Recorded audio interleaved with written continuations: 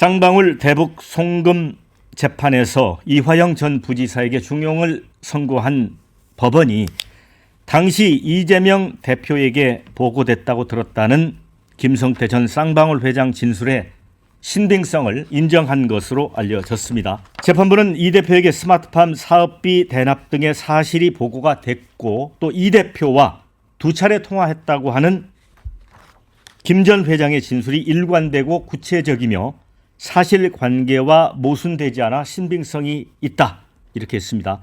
판결문에서 김 전 회장이 2018년 12월 이 전 부지사에게 이재명 대표에게 보고했냐고 했을 때 이 전 부지사가 당연히 그쪽에 말씀드렸다는 말을 들었다고 반복해 진술하는 것은 충분히 수긍할 수 있다고 했죠.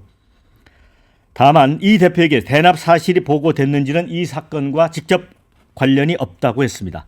방북 추진 동기도 2018년 9월 문재인 정부의 남북 정상회담 특별수행단에서 이재명 대표가 제외되고 박원순 당시 서울시장이 포함되면서 차기 대권주자는 박원순이란 보도가 나오면서 경기도 대북사업 실무를 총괄하던 이 전 지사가 상당한 부담을 느꼈다고 재판부가 인정을 했는데요. 자, 쌍방울이 북측에 대납한 800만 달러 전체를 뇌물로 적용할 예정이라고 이렇게 보도가 되고 있는데 이거 어떻게 보십니까?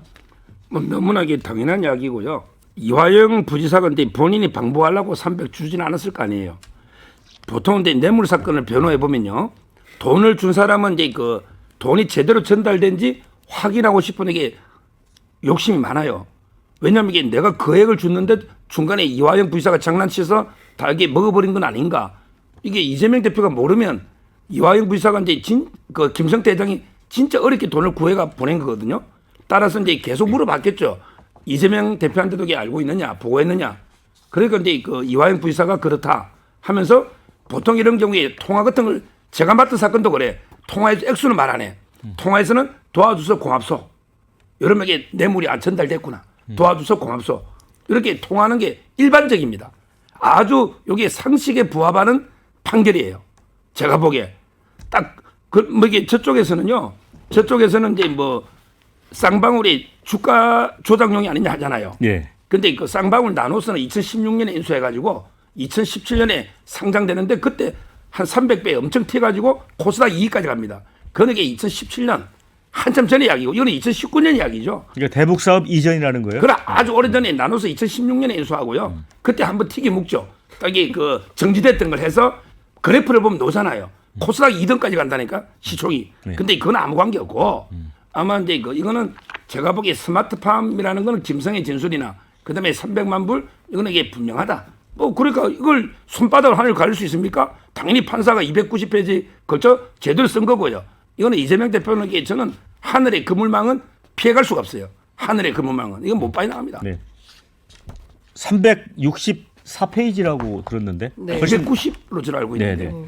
자, 그런데 이제 민주당은 이 김성태 전 쌍방울 회장이 북한에 대납한 800만 달러는 이 대표 방북 비용이 아니라 주가 조작용이란 입장이잖아, 여전히. 그렇죠? 그러니까 이거를 좀 이렇게 서 변호사님이 막 한꺼번에 뭉뚱그려서 얘기를 하니까 좀 헷갈릴 수 있는데요. 좀 상세하게 오늘 설주환 변호사님 이 사건 직접 하셨던 분이니까 저보다는 더 상세히 말씀을 해주실 것 같고, 제가 취재한 바로는, 그리고 지금까지 뉴스타파 보도로 확인된 바를 종합을 해보면 이 대북 송금 800만 달러가 누구를 위해서 어떤 일에 쓰였는가를 규명하고 실체적 진실을 밝히는 게 핵심입니다. 그런데 주장이 충돌하는 지점은 쌍방울의 김성태 회장, 그리고 방용철 부회장, 그리고 아태협의 안부수 회장, 그리고 이제 이화영 전 부지사, 이제 4명이 이제 주요 피고인데요. 이 중에서 핵심적으로 경기도의 스마트팜 사업을 대납하기 위한 500만 불이냐, 아니면 쌍방울이 자체로 추진하고 있던 스마트팜, 그러니까 두 개는 다른 거예요. 그러니까 경기도의 스마트팜 사업과 쌍방울의 스마트팜 사업은 서로 다르다. 그러니까 경기도의 그 스마트팜 사업은 실제로 설비를 실어서 보내주는 거. 왜냐하면 우리는 북한이 제재 국가이기 때문에 현금을 지원할 수가 없잖아요. 그러니까 통일부를 통해서 시스템과 사람과 이런 기술과 이런 게 가는 스마트팜이고 김성태는 거기다가 실제로 스마트팜 공장을 설치해서 거기서 나오는 아웃풋 생산물을 해외로 수출할 계획까지 갖고 있었던 거예요. 그러니까 두 개의 스마트팜을 착종시켜서 하나의 스마트팜으로 보고 이 사건을 보면은 곤란하다. 두 개는 다른 것이다. 그러면 이게 경기도의 스마트팜을 지원하기 위해서 500만 달러냐 아니면 김성태 사업을 위한 500만 달러냐 이 규명이 필요하고 두 번째는 그 300만 달러의 실체입니다. 이게 300만 달러가 이재명의 방북을 위한 300만 달러냐 아니면 김성태가 직접 스마트팜도 짓고 북한하고 여러 가지 뭐 광물 협력 뭐 이런 것들을 통해서 뭐 주가 부양을 위해서 본인이 직접 평양에 가서 조인식을 하는 이런 협약을 하는 용도였냐. 물론 김성태 입장에서는 차기 유력한 대권 주자인 이재명 지사가 가고 거기에 같이 가는 세트 플레이를 한다면 훨씬 그림이 좋겠다라고 판단했을 수 있고 법원에서도 그 점을 인정한 걸로 보입니다. 왜냐하면 실제로 그랬을 때 정치적 효과는 훨씬 크고 후광의 효과라는 것도 있으니까요. 그런데 과연 그 부분이었냐 아니면 뉴스타파가 보도한 국정원 문건 2급 기밀 문건입니다.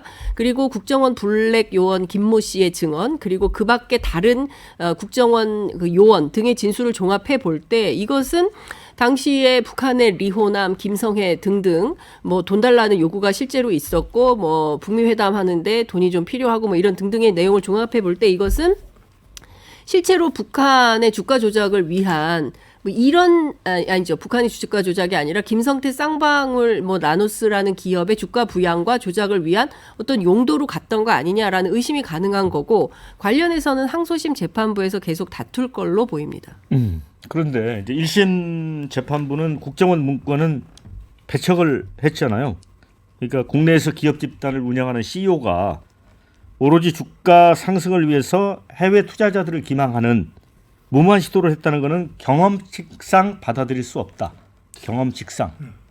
이건 어떻게 보세요? 그러니까 저도 지금 그 앵커님 말씀하신 부분이 굉장히 합리적으로 들리는 건데요. 이제 김성태가 뭐 예전에 조폭이었던 뭐 나쁜 행동을 했던 이런 거랑 상관없이 어쨌든 쌍방울이라는 그 꽤나 큰 상장사의 어떤 그 수장으로서 그 수십억이 넘는 금액을 이재명 지사 또는 그 측근 또 부지사 이렇게 통해서 대납을 했다는 사실은 많은 거를 시사합니다. 그래서 지난 20개월 동안 방금 장 기자님이 얘기하신 어떻게 보면 이번 1심 판결문과의 취지와는 다소 무관한 부분을 많이 말씀해 주셨는데 이번 이 판결문의 취지는 결국 이 방북 사례금이 정확히 이재명 대표의 최종 결재권 하에 이뤄졌다고 보는 게 합리적이다라는 게 저는 아주 중요한 취지라고 보는 것이거든요. 그렇기 때문에 이때까지 사실은 뭐 변호인도 많이 2번이나 바뀌었고 또 뭐 옥중에서 부부싸움도 했고 어떻게 보면 이런 20개월 동안 많은 일들이 일어났는데 국민들은 이걸 보면서 정말로 이재명 대표가 사실 이 방북에 대한 대가로서 김성태 회장이 돈이 간 거에 대해서 알았나 몰랐나 이 부분을 굉장히 궁금해 왔었거든요. 근데 이번 1심 판결문에서는 적어도 그 부분에 대해서는 상당 부분 인정을 했다. 그럼으로써 이제 앞으로 이재명 대표가 이때까지 주장해왔던 나는 김성태 회장과는 전혀 무관하다.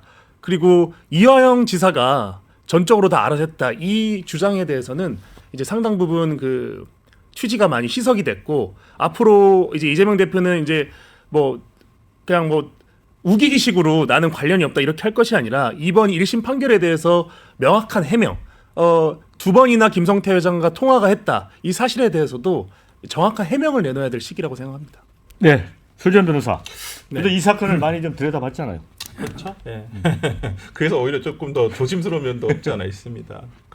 일단은 그 아까 그 앵커께서 말씀하신 대로 민주당에서 지금 이 국정원 문건을 배척했다라고 주장을 하는 부분에 대해서 조금 그러니까 이 표현이 좀 잘못된 것 같아요. 그러니까 이걸 증거 능력을 부여하지 않았다라고 표현될 수도 있고 해석될 수도 있거든요. 근데 증거로서는 그 포함을 시켰고요. 거기에 대해서 그 내용을 가지고 재판부에서 어느 정도 받아들였느냐 이렇게 얘기를 해야 될 것 같아요. 이 자체가 국정원 문건 자체는 법정에서 재판부가 발부한 압수수색 영장을 통해서 압수 형태로 해서 국정원에서 제출이 된 거거든요. 그렇기 때문에 이걸 배척할 수 있는 그게 아니에요. 증거 자료가 아니에요. 그러니까 그러면 국정원 문건에 담긴 내용이 네. 이 검증이 된 걸로 볼 수 없다 이렇게 네, 판단했다는 거예요. 당연히 이거 재판부 법정에서 이게 다 법정에서 이제 물론 비공개로 진행이 됐습니다만은 그 안에서 이 내용에 대해서 질의를 하고 질문도 하고 국정원 그 직원 당시 직원에 네. 대해서도 증인 신문을 했기 때문에 이걸 배척했다라는 표현은 조금 제가 봤을 때는 조금 잘못 표현된 것 같고요. 그러니까 이걸 증거로서 판단을 했는데 받아들이지는 않았다. 아니 받아들인 부분도 꽤 있어요. 이 부분에 보면 그래요? 그래서 어쨌든 간에 그 뭐 국정원 문건을 배척했다라는 표현 자체는 조금 저는 좀 이게 잘못된 표현 아닌가라는 생각이 좀 들고요. 이걸 판단을 해봤는데 이런 판결문에 이런 적시된 내용들이 있었던 것이고 이번 사건에서 그 어찌 보면 저는 이재명 지금 뭐 여권에서는 이재명 대표 당시 도지사가 이것을 뭐 묵인했냐 안 했냐 알았지 않겠냐라고 추단을 하고 있지만은 이 재판에서는 직접적으로 어떤 설시가 되지는 않았어요. 어찌 보면 이 대북 송금이라든지 쌍방울 그 김성태 회장이 했던 일에 있어서 그 이화영 부지사 당시 평화부지사로서 이화영 씨가 어떠한 뭐 개런티를 하고 이런 부분까지는 다 적시가 돼 있습니다만은 그 다음 단계 이재명 당시 도지사가 이것을 뭐 직접 지시를 했다거나 아니면 이 부분에서 알았다거나 이런 부분에 대해서는 판단할 수가 없었어요. 왜? 이것은 이 재판에 있어서의 공소 사실이 아니거든요. 재판부가 공소 사실이 아닌 부분에 대해서 판단을 할 수는 없는 것이기 때문에 이재명 대표에 대해서 검찰이 제3자 뇌물죄로 이제 기소를 한다고 하는데 이제 그 사건에서 밝혀질 부분이죠. 알았냐 몰랐냐라는 부분은 그렇기 때문에 저는 너무 이 이화영 그 재판을 가지고 판결문을 가지고 너무 그 앞서 나간다 여권에서는 저는 그런 부분 좀 경계해야 되지 않을까라는 생각이 좀 들고요. 이 부분은 뭐 차차 이제 재판을 통해서 확인돼야 될 부분이 아닌가 싶습니다. 그러니까 뭐 이제 1심 재판부도 이 대표에게 대납 사실 보고됐는지는 이 사건과 직접 관련이 없다라고 한 부분이 바로 이제 그런 것 때문에 그런 것 같고 이제 다만 800만 달러를 이제 검찰은 결국은 이재명 대표의 방북 대가로 건너갔다는 걸 보고 기소할 방침인 것 같고 민주당은 일관되게 이거는 방북 비용이 아니라 주가 조작용으로 쓰인 거다라는 거거든요. 이 부분을 좀 다시 한번 봐야 될 것 같아요. 제가 근데 그 설명을 드리면 증거 능력하고 그다음에 증명력을 구별해야 돼요. 예. 증거 능력이 있어야 일단 조사를 합니다. 그러면 예를 들어 위법하게 수집한 증거다. 또는 이게 남한테 그냥 건네들은 전문 증거다. 이런 거는 증거 세계에 못 들어오는 거예요. 따라서 이게 국정원 문건은 위법 수집 증거는 아니잖아요. 따라서 이제 국정원 문건은 증거 능력이 있다 이 말이에요. 따라서 이제 그 판사가 그 문건을 가지고 신문도 하고 증거 조사를 한 거예요. 다만 두 번째 증명력은 그 다음에서 판사가 그 문건을 100% 다 믿을지 아니면 이게 어떤 건 안 믿고 어떤 건 믿을지 이거는 판사 마음이다 말이에요. 이건 자유심정주의. 항상 증명력은 자유심정주의다. 판사 마음이다. 요걸 알아야 돼요. 그러니까 국정원 문건을 배척하거나 증거 채택을 안 한 게 아니고 증거로 채택해가 봤더니 판사가 야, 돈이 북한에 간 거 이거 문건은 믿을 만해. 국정원 문건 믿은 것도 있고 또 이게 보니까 국정원 문건 중에 주가 조작 이런 말이 나오잖아. 이거는 판사가 볼 때 이거는 못 믿어. 이게 판사 마음이다 말이에요. 예. 뭘 믿고 뭘 안 믿고는. 예. 따라서 이게 민주당이 자꾸 국정원 문건만 뭐 증거로 채택하면 다 끝난 것처럼 박지원 의원 그렇게 하면 안 돼요. 제가 설명한 그대로의 판결입니다. 네, 자 그러면 우리 장윤선 기자님 반론 네. 듣고 네. 댓글 읽어드리고 이제 다음 주제로 갈까 합니다. 예. 근데 일단 이제 이 사건의 출발은 이화영 전 부지사의 쌍방울 법카와 관련된 뇌물 사건이었거든요. 그렇죠. 예, 그리고 원래 본디 따져보면 무슨 뭐 변호사비 대납으로 출발을 한 사건이에요. 근데 다 실종되고 지금 갑자기 이제 그 쌍방울 대북 송금 이제 800만 달러 의혹으로 이제 그게 딱 몸통이 됐죠. 몸통이 돼버린 건데, 그러니까 어쨌든 막 쭉 갔는데 저는 이제 다 떠나서 저는 뭐 법조인도 아니기 때문에 뭐 두 번 통화했다고 치면 두 번 통화해서 100억을 줄 정도면 엄청난 관계거든요. 예. 이재명 대표하고 김성태 회장은. 예. 근데 그 두 번 통화해서 100억 줄 정도, 물론 이제 민주당 측에서는 그 두 번 통화에 대해서도 부인하고 있고 술자석에서 누군가 바꿔준 전화를 받아서 한 번 정도 통화한 게 전부다라고 진술하고 있습니다. 근데 어쨌든 엇갈리는 주장이 있지만 사실관계가 엇갈리지만 중요한 것은 그러니까 최대 두 번 통화했다고 치더라도 두 번 통화한 사람한테 100억이라는 돈을 그것도 북한으로 보낸 거예요. 제재 국가인. 그러면 최소한 김성태 회장에 대해서는 왜 국가보안법으로 입건을 안 했을까? 이제 이런 의문도 드는 것이고요. 그리고 과연 제3자 뇌물이 성립이 되려면 이재명 대표가 북한을 이롭게 할 어떤 목적이 입증이 돼야 되는 거잖아요. 북한에 800만 달러가 갔으니까. 그렇지 않습니까? 제3자 뇌물이 성립이 되려면 그러면 이재명 대표하고 북한하고 어떤 관계가 규명이 또 돼야 돼요.